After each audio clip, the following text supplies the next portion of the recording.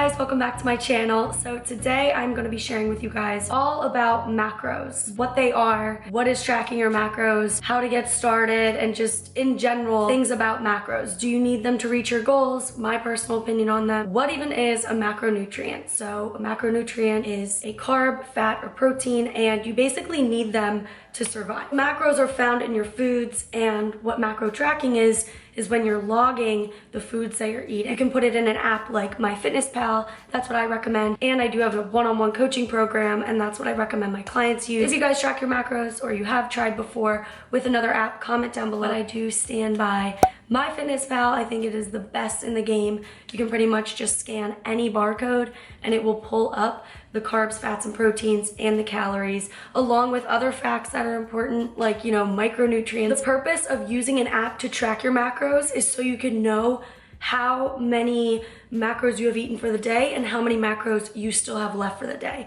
However, I recommend when using the app, you should just fill it out completely before you even start eating for the day. That way you don't go about your day scanning foods, filling out your app, and then get to a point where you don't really have much left for the end of the day.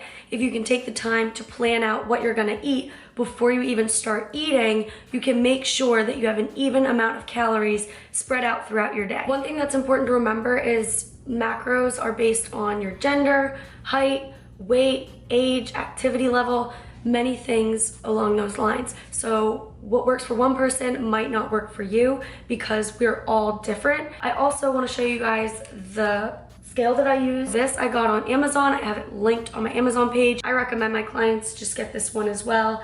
It's so easy to use, and also it's like under $15, I'm pretty sure. When it comes to weighing out my food, what I'll do is turn on the scale, put my plate on the scale, zero out the scale so the scale doesn't think that the plate is on the scale, and then I will put whatever food I want to put onto the plate, and the scale will show me what the weight is. And you can either look at the scale in ounces, grams, milliliters, and then there's one other unit on here that I just never use. Once you put your food on there and you know how many grams or ounces are on there, you can just log it into your app, and then your app will show you the macronutrients and the calories for whatever that item was. So say you just had 100 grams of strawberries on this plate, put that into your app, 100 grams of strawberries, and right there in your app, it will tell you how many carbs, fats, and proteins is in that serving of strawberries, which is pretty cool. If you guys are interested in seeing me use the scale, I have a lot of vlogs on my channel. You guys can check out full day of eatings and things like that, where I'm sure you'll see me using the scale. But if you are doing something like a salad, put the bowl on, zero out the bowl, put in one item, zero it out. Put in another item, zero it out. That way you can know how much you have of each individual ingredient. If you build that salad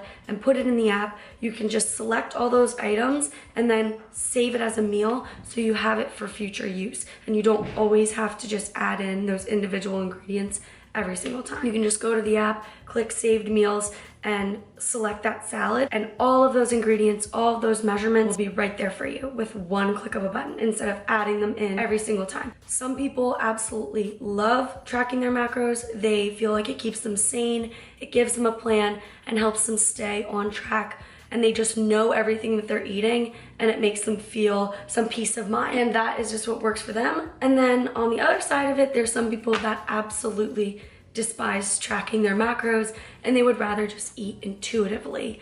So the pros of tracking your macros would be, you know exactly what you're eating every single day, and you tend to reach your goals a lot faster because of it. You don't really have to question how much you're eating because you know. I also think that it's a lot easier to eat those foods that we would consider bad, like pizza or candy, because if you portion it out, track that, and build your day around those foods, you can know that you're still on track, even though you're eating something that makes you feel like you're destroying your diet. Even though technically calories in versus calories out, you can still eat those things and not ruin your progress. In my personal experience, when it comes to tracking macros, I'm able to lose weight way faster when I actually take the time to fill out my app and pay attention to how much food I really am eating. Some of the cons that I would say is It's really easy to get caught up thinking that this is the exact amount of food you need to eat, but when in reality you need more food. So that's why I always encourage my clients to pay attention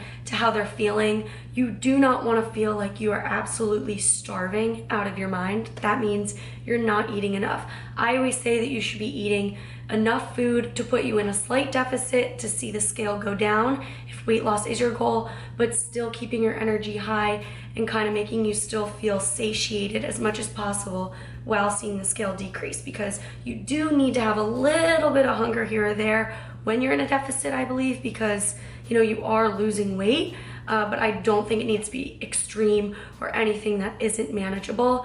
So if you can keep your calories high enough but not too high, you can still lose some weight while feeling okay. And that's always the goal with my coaching program for sure, and what I recommend to anyone that is going to start their macro tracking journey. I don't think that you should just cut your calories. In fact, if you do cut your calories too fast, instead of losing fat, you'll cut into losing muscle. So you don't want to lose weight too fast. Another con to tracking your macros is it can be really easy to neglect your micronutrients. That's like potassium, zinc, minerals, vitamins, all the nutrients that you need in food that are also very important. However, if you guys do use MyFitnessPal, I know that it does show you on there those items in food, so it does help you pay attention to hitting those, but sometimes it can be really hard to hit micronutrients and macronutrients. I always recommend maybe getting a greens powder or taking some vitamins to help supplement if you aren't able to get those micros in. I know that the greens powders definitely make me feel better.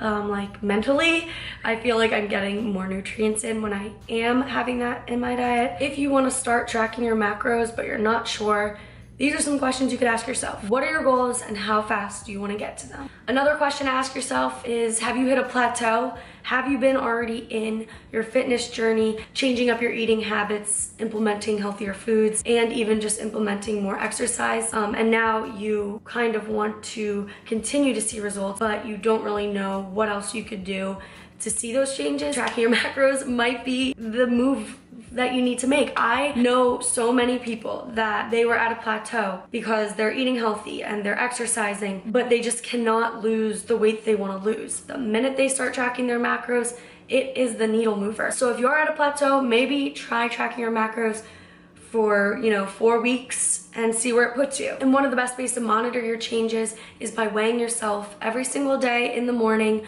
recording that weight, and then taking those 7 weights and averaging them at the end of the week. So every week you will have 1 weight, and if you're trying to lose weight, you should see that going down by like 1 pound to 2 pounds every week. And then that way you will know that you are in a calorie deficit. I do think that everyone should give macros a try at some point. One of the best ways to have muscle definition is to not only lift heavy weights, but to be eating a certain amount of calories that can show those muscles that you've been building in the gym through strength training.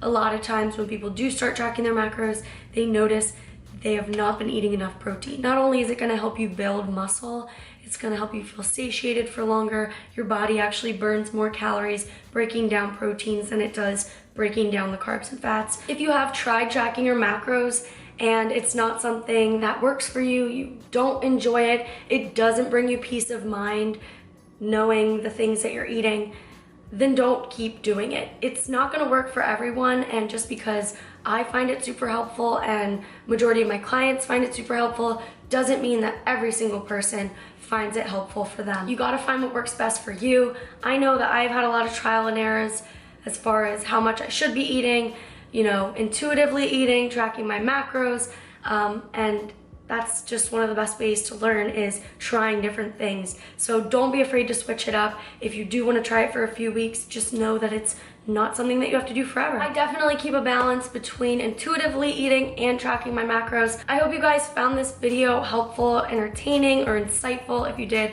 go and give it a thumbs up because it really supports my channel. Don't forget to subscribe so you guys never miss another Fitty Freckles video again.